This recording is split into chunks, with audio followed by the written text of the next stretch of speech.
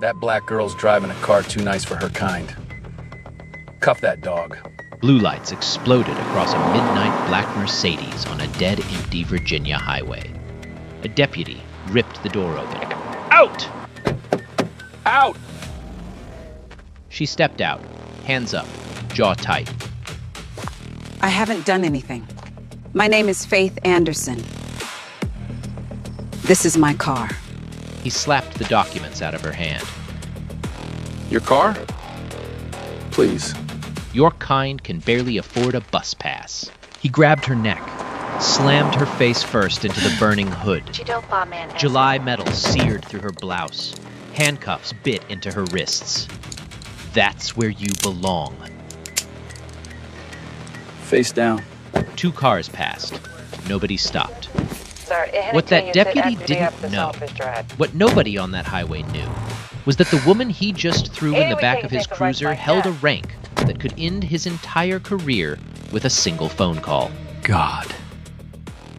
But before those cuffs clicked shut, this day looked completely different.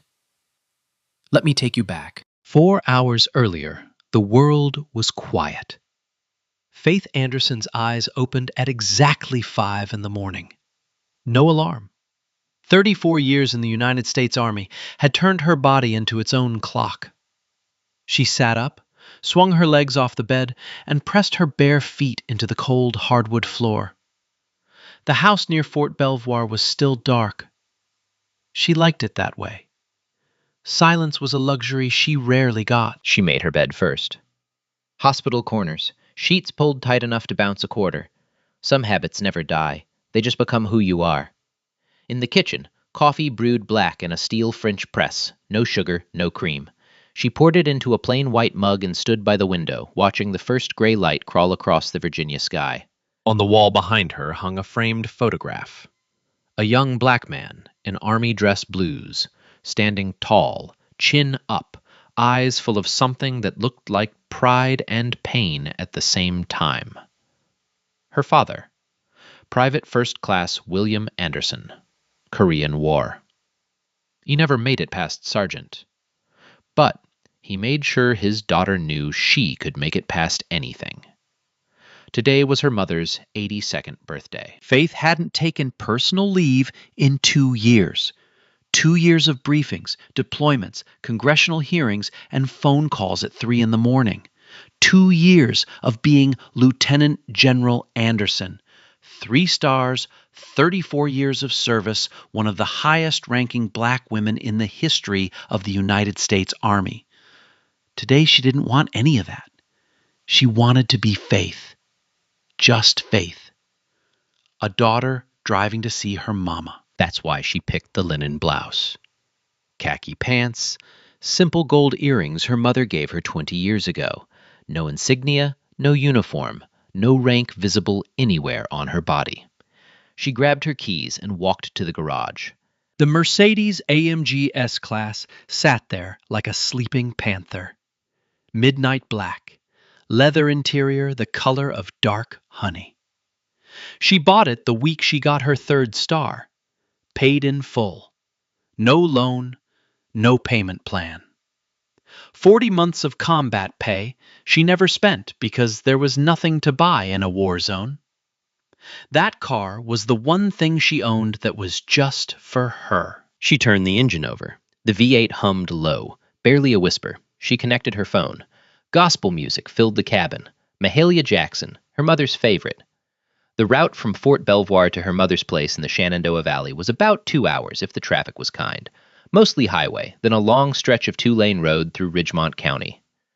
Ridgemont County. If you blinked, you'd miss it. Rolling green hills. Farmland stretching out flat in every direction. A single gas station with a hand-painted sign and a Confederate flag bumper sticker on the cashier's truck. Quiet place. The kind of quiet that could fool you into thinking nothing bad ever happened here. But things had happened. 3 complaints filed with the Department of Justice in the last 5 years. All about the same thing. Racial profiling during traffic stops. Black and Latino drivers pulled over at rates that didn't match the population. Every complaint was investigated internally. Every single one was dismissed. Nobody outside the county paid attention. Nobody had a reason to. Yet, 10 miles down that same two-lane road, a Ridgemont County Sheriff's cruiser sat parked behind a billboard, engine idling, radar gun pointed at nothing in particular.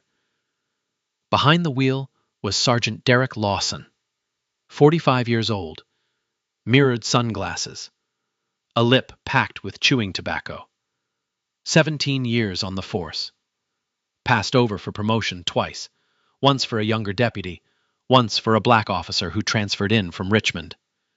He never got over either one. Lawson wasn't a man who screamed or threw things. He was worse than that. He was a man who believed, deeply, quietly, completely, that certain people didn't belong in certain places.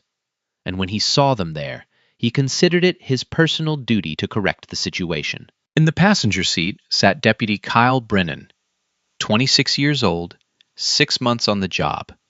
Still had the smell of the academy on him. He kept his hands in his lap and his mouth shut, because that's what rookies did when they rode with Lawson. Then the Mercedes passed them. Lawson lowered his sunglasses, watched it glide by like black silk on asphalt. He picked up the radio. The Mercedes pulled over smooth and easy. No hesitation, no panic. Faith had seen the lights in her rear view and done exactly what she'd been taught. What every black parent in America teaches their children before they ever hand them a set of car keys. Signal. Slow down. Pull to the right. Both hands on the wheel. Engine off. Window down. No sudden movements.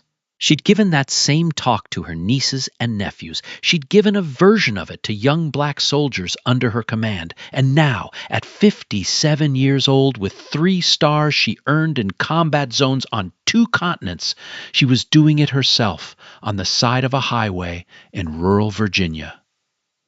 The gravel popped under Lawson's boots as he walked toward her door. Slow, heavy steps. The kind of walk that said, "I own this road and everything on it." He leaned into the window. The smell hit her first. Tobacco and coffee and something sour underneath. His sunglasses reflected her own face back at her. License and registration. No greeting, no explanation. No, "Ma'am, do you know why I pulled you over?" Just the demand, flat and hard like a slap on a table. Faith reached for her purse on the passenger seat. Slowly. She pulled out her wallet, slid out her driver's license, and handed it over along with the registration from the glove compartment. "Here you go, officer." Lawson took both documents, held them between 2 fingers like they were contaminated. He looked at the license. Faith Anderson, Fort Belvoir address. He said her name the way you'd read a word you didn't believe, like the letters themselves were lying. "That's correct." He stared at her for a long moment. Then he looked at the car. The leather seats, the walnut trim on the dashboard, the navigation screen glowing soft blue. "Nice car." "Thank you."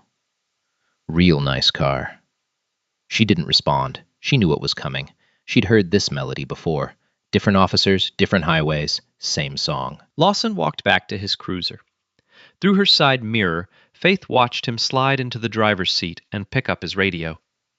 Brennan sat beside him, staring at the laptop mounted on the dash. Inside the cruiser, the computer screen glowed green.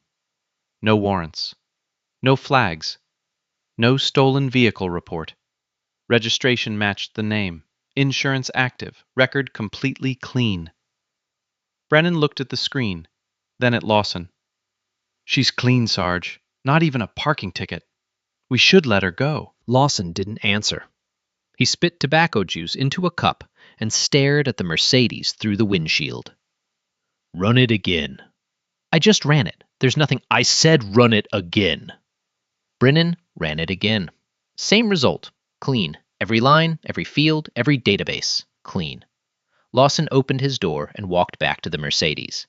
This time his stride was different, tighter, like a man who'd already made a decision and was just walking toward it. He leaned into the window again.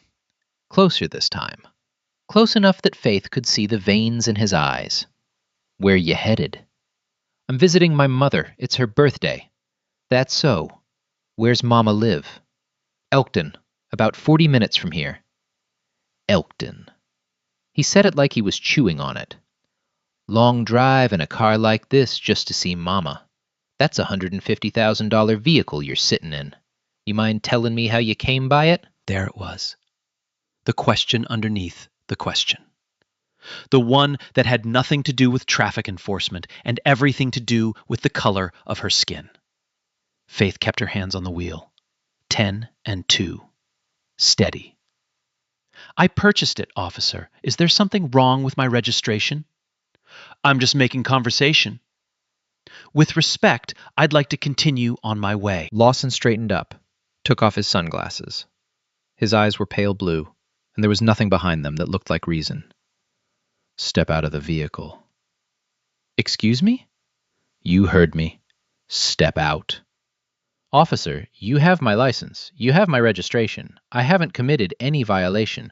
On what legal basis are you asking me to exit my vehicle? Something shifted in Lawson's face. A muscle twitched near his jaw. He wasn't used to being questioned, not out here, not on his road, and definitely not by a black woman who looked him in the eye when she spoke. I'm not going to ask again. Faith held his gaze for 3 full seconds. Then she unbuckled her seatbelt, opened the door, and stepped onto the gravel shoulder. The July heat hit her like a wall, humidity so thick you could feel it settle on your skin like a wet cloth. Lawson looked her up and down. Linen blouse, khaki pants, gold earrings, flat shoes. Nothing about her screamed threat. Nothing about her screamed criminal. But he'd already written a story in his head, and no amount of clean records was going to rewrite it. Turn around. Hands on the vehicle. I am cooperating fully. I would like your badge number, please. You don't get to ask me questions. He keyed his radio. Dispatch, this is Unit 7-4. I got an uncooperative driver on Route 33, mile marker 12, requesting backup. Uncooperative. That word, that one single word, would matter later. Because the dash cam was rolling, and that word was a lie. Faith stood with her palms flat on the roof of her Mercedes. The metal was hot enough to sting. She could feel her pulse in her fingertips, but her breathing stayed even. 4 counts in, 4 counts out. The same breathing she used when mortars landed close enough to rattle her teeth in Kandahar. Within 6 minutes, 2 more cruisers arrived. Doors opened, boots on gravel, 3 officers now, plus Lawson, 4 armed men surrounding 1 unarmed woman on the side of a 2-lane road with no witnesses except God and a dash cam. Actually, there was one more. A white couple in a silver pickup truck had pulled into the gas station 100 yards up the road. The woman in the passenger seat saw the lights, saw the officers, saw the black woman standing with her hands on a car that cost more than most people's homes. She pulled out her phone and hit record. She didn't get out of the truck, didn't say a word, but she kept that phone steady. Lawson turned to one of the backup deputies. I want to search the vehicle. He walked back to Faith. Ma'am, I'm going to need your consent to search this car. Faith knew the law. She knew it better than he did. She knew it better than most lawyers. She had sat in Pentagon briefings where the Fourth Amendment was discussed in the context of military operations on foreign soil. She was not about to let it be violated on her own. I do not consent to a search. If you got nothing to hide, you shouldn't have a problem.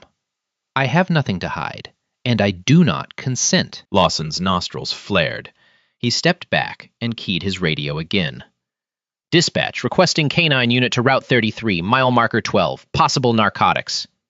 Possible narcotics. Another lie. Another word that the camera caught. Faith stayed still. The sun pressed down on the back of her neck. Sweat rolled along her spine. The gospel music was still playing from inside the car. Faint now, barely a whisper through the open window. Mahalia Jackson, singing about trouble and grace. Meanwhile, 10 minutes behind her on the same highway, a black Chevrolet Suburban with United States government plates was closing the distance. Behind the wheel was Colonel Denise Whitfield, Faith's aide-de-camp. Whitfield had seen the flashing lights from half a mile away. She slowed down, pulled to the opposite shoulder, and the moment she recognized the midnight black Mercedes, her stomach dropped. She picked up her phone and dialed the Fort Belvoir Military Police duty desk. This is Colonel Whitfield. I need to report a situation involving Lieutenant General Anderson. I need the Provost Marshal on the line. Right now. The line clicked. Hold music played for 3 seconds. Then a voice answered. Back on Route 33, Faith Anderson stood perfectly still under the Virginia sun, hands flat on her own car, surrounded by 4 men who saw nothing when they looked at her. Nothing except a black woman who didn't belong. The K-9 unit arrived 11 minutes later, a tan SUV with a sheriff's department decal on the side. The handler, a stocky deputy with a buzz cut and wraparound sunglasses, stepped out and opened the rear hatch. A German shepherd jumped down, nose already working the air. Faith watched from the shoulder. Hands still visible, spine still straight. She said nothing. The dog circled the Mercedes, started at the front bumper, moved along the driver's side, around the trunk, up the passenger side, nose low, tail level, breathing in short, sharp bursts that sounded like a metronome ticking against the silence. The dog did not sit, did not alert, did not bark, did not paw at any panel, any seam, any door. Nothing. The handler looked at Lawson and shook his head slightly. The kind of shake that says, "It's clean, let it go." Lawson didn't let it go. Run him again. Sarge, he already... Again. The handler walked the dog around the Mercedes a second time. Same route, same pace, same result. The German shepherd circled the entire car and came back to sit at his handler's feet, tongue out, panting in the heat. Not a single alert. Lawson stepped forward and pointed at the trunk. He signaled, "Right there, I saw it." The handler frowned. That wasn't a signal. He was just, "I saw what I saw. Open the trunk." The handler looked at the ground. Then he looked at Brennan. Then he looked away. Nobody said a word. Lawson walked to the Mercedes, reached inside, and popped the trunk release. The trunk opened with a soft click. Inside, neatly arranged, a garment bag, long, black, zipped shut. A gift bag with tissue paper, pink and yellow, the kind you get at a nice store. A leather Bible with a cracked spine, a photo album with a floral cover, and a small cooler with a homemade pound cake inside, wrapped in foil. A daughter's things, a birthday visit packed with love and care. Lawson didn't see any of that. He pulled the gift bag out and dropped it on the asphalt. Tissue paper scattered in the breeze. He opened the cooler, poked at the foil, tossed it back.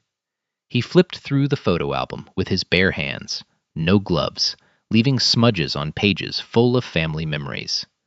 The garment bag he shoved aside without opening, just pushed it to the back of the trunk like it was in his way. If he had unzipped it, just pulled that zipper down 6 inches, he would have seen the dark blue fabric, the gold buttons, the ribbons, the 3 silver stars on each epaulette. But he didn't, because he wasn't looking for evidence. He was looking for confirmation, and those are 2 very different things. Faith watched him scatter her mother's birthday across the side of a highway. She watched the tissue paper tumble into the gravel. She watched him handle her father's Bible like it was a piece of trash. Her voice came out low, controlled, but there was iron underneath it. "I want your badge number. I want your name. And I want your supervisor's contact information." Lawson slammed the trunk shut. "You don't get to make demands. I have the right to..." "You have the right to shut your mouth." He stepped toward her.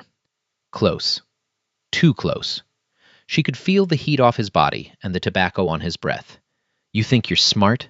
You think because you got a nice car and a nice little attitude you can tell me how to do my job?" Faith didn't step back. She held her ground, the way she'd held ground when incoming fire shook the walls of a forward operating base in Helmand Province. She looked him dead in the eyes. "I am requesting your badge number. That is my legal right." "Your rights are whatever I say they are out here." She reached toward her pocket. Slowly, deliberately, going for her phone. That was all it took. Lawson grabbed her wrist, hard, the kind of grip that leaves bruises shaped like fingers. He twisted her arm behind her back and slammed her forward into the hood of the Mercedes. The metal seared through her blouse. July's sun had been baking that hood for 20 minutes. She felt it burn across her collarbone, her forearms, the side of her face. "That's resisting! You hear me? Resisting a lawful order!" She wasn't resisting. The dash cam saw it. The body cam saw it. The woman in the silver pickup truck 100 yards away, her phone saw it too. Handcuffs clicked around her left wrist, then her right, tight, too tight. The metal bit into skin and pressed against bone. Lawson pulled her off the hood and pushed her toward his cruiser. She stumbled on the gravel but didn't fall. She caught herself, straightened up, walked the rest of the way on her own 2 feet. He opened the rear door and put his hand on her head, pressing down, hard, as he guided her into the back seat. The door slammed shut. The back of a sheriff's cruiser is a small space. Hard plastic seats, a cage of metal mesh between you and the front. No handles on the inside of the doors. The air smelled like sweat and vinyl cleaner and something else. Something like fear baked into the upholstery by everyone who'd sat there before. The air conditioning was off. It was 95 degrees outside. Inside that car, it was worse. The heat wrapped around her like a fist. Sweat started at her temples and rolled down the sides of her face. Lawson left her there. He walked back to his cruiser, leaned against the fender, and started filling out paperwork. Took his time. Made a phone call. Laughed at something. Spit tobacco into the dirt. 5 minutes became 10. 10 became 20. 20 became 30. Faith sat in that oven and breathed. 4 counts in, hold, 4 counts out. The same rhythm she used the night a Black Hawk went down outside Kabul, and she had to coordinate the rescue from a bunker with no power and no comms for 45 minutes. She had waited in worse places than this. She had survived worse men than him.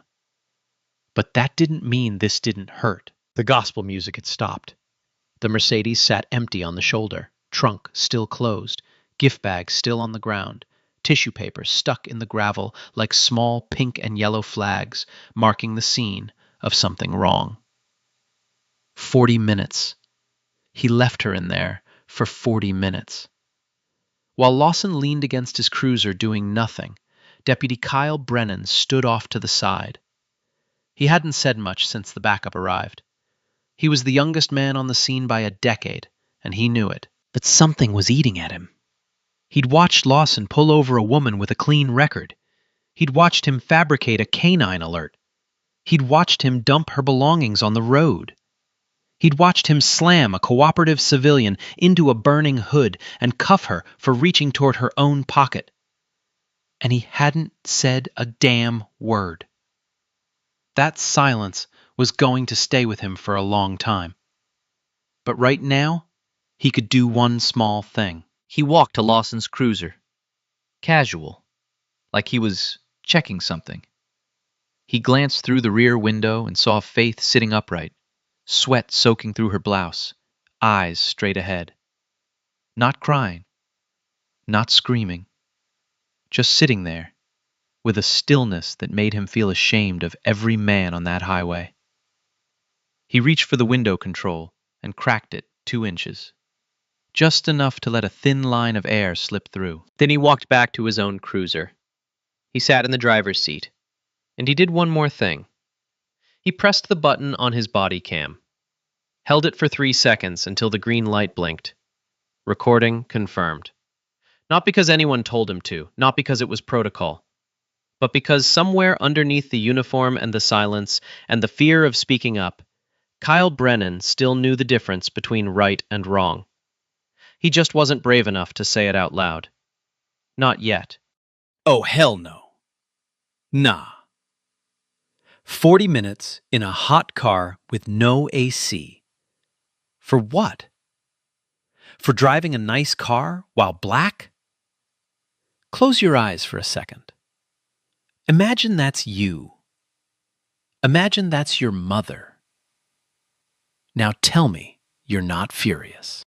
The black Chevrolet Suburban came around the bend doing exactly the speed limit. Government plates, tinted windows. The kind of vehicle that doesn't get pulled over, not even in Ridgemont County.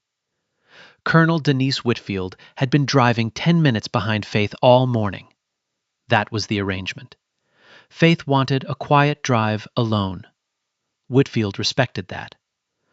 But she stayed close enough, because that's what an aide-de-camp does for a 3-star general, even on personal leave. When she saw the blue lights from half a mile out, her chest tightened.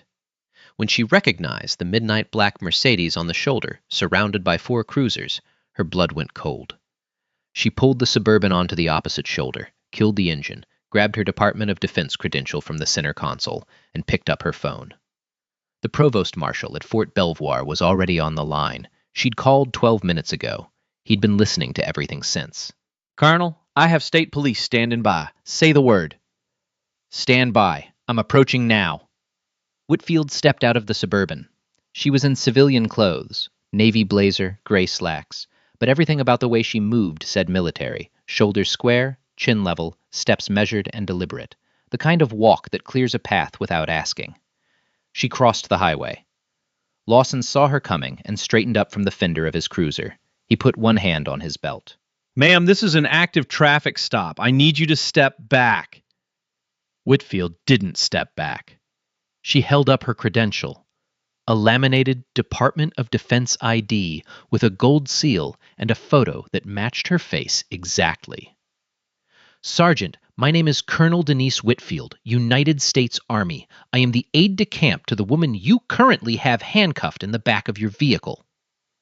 Lawson blinked. His mouth opened, but nothing came out for a full 2 seconds. I don't care who you are. This is county jurisdiction, and the woman in your car is Lieutenant General Faith Anderson, 3-star general, United States Army, 34 years of service. She holds a security clearance higher than anyone in this county has ever seen. And right now, she's sitting in your backseat in 95-degree heat with no air conditioning. Whitfield's voice never rose. It didn't need to. Every word landed like a hammer on glass. You need to release her. Immediately. Lawson's jaw tightened. He looked at Brennan. Brennan looked at the ground. He looked at the backup deputies. They were already stepping back toward their cruisers. Nobody wanted to be standing next to Lawson when this thing landed. She didn't say anything about being military. She didn't have to. She gave you her license. She gave you her registration. She cooperated fully. You had no probable cause. You fabricated a canine alert, and every second of this has been recorded by your dash cam, by your body cam, and by at least one civilian witness. Whitfield pointed toward the Mercedes. Now, open the trunk. Lawson didn't move, so Whitfield walked to the car herself. She reached into the trunk and pulled the garment bag forward, the one Lawson had shoved aside like it was nothing. She laid it across the trunk lid and pulled the zipper down. The fabric unfolded in the afternoon light. Dark blue dress uniform, gold buttons running down the front, rows of ribbons on the left chest, a bronze star, a Legion of Merit, a Distinguished Service Medal, and more. Service stripes climbing the sleeve like rungs on a ladder, and on each shoulder 3 silver stars catching the sun. 3 stars. The backup deputies froze. The canine handler took 2 steps back. Brennan closed his eyes and exhaled through his nose like a man who'd been holding his breath for an hour. Lawson stared at the uniform. The color drained from his face, starting at his forehead and sliding down like someone pulled a plug. I was just following procedure. I didn't Open the car, now! He fumbled for his keys, dropped them, picked them up. His hands were shaking. He unlocked the rear door of his cruiser and pulled it open. Faith stepped out. Her blouse was soaked through. The skin on her forearms was pink, where the hood had burned her. Red marks circled both wrists where the cuffs had bitten in. Her hair was damp, and pressed against her temples. But she stood straight, shoulders back, chin up. The same posture she held when she took her 3rd star in front of the Secretary of the Army and a room full of generals. Whitfield moved to uncuff her. Faith held out her wrists. The metal clicked open and fell away. She rubbed her wrists, slowly. Then she straightened her blouse, smoothed it with both hands, adjusted her earrings, every movement calm, controlled, unhurried. Then she looked at Lawson. She didn't yell, didn't curse, didn't threaten. She just looked at him, and when she spoke, her voice was low enough that he had to lean in to hear it. I have commanded 40,000 soldiers. I have served in Iraq and Afghanistan. I have buried friends who gave their lives for this country. And this, right here, on the side of this road, is the most disrespected I have ever been on American soil. Lawson opened his mouth. Nothing came out. The radio crackled. Dispatch. The voice was clipped and urgent. Unit 7-4, stand down immediately. Report to the station. Do not engage further. Acknowledge. Lawson reached for the radio. His hand was still trembling. 7-4, acknowledged. The drive back to the station took Lawson 14 minutes. 14 minutes of silence. No radio chatter, no tobacco, just the hum of the engine and the sound of a career collapsing in real time inside his own head. When he pulled into the parking lot, Sheriff Harold Givens was already standing at the front door, arms crossed, phone still in his hand. His face looked like a man who'd just swallowed a wasp and was trying to decide who to spit it at. Givens had gotten 3 phone calls in the span of 12 minutes. The first was from the Fort Belvoir Provost Marshal. The second was from the Virginia State Police Superintendent. The third, the one that made his left eye twitch, was from the governor's office. The governor's office, for a traffic stop in Ridgemont County. That had never happened before. That was never supposed to happen. Lawson walked through the front door, and Givens was on him before he made it past the reception desk. Badge, weapon, now. Sheriff, if you just let me explain. There's nothing to explain. I've already seen the dashcam footage. Badge and weapon on my desk. You're suspended without pay, effective immediately. Lawson's face twisted. That look, the one that sat somewhere between disbelief and outrage, like a man who genuinely could not understand why the world was turning on him for doing what he'd always done. I was doing my job. Your job? You cuffed a 3-star general and left her in a hot car for 40 minutes. You fabricated a canine alert. You conducted an illegal search. And you did all of it on camera.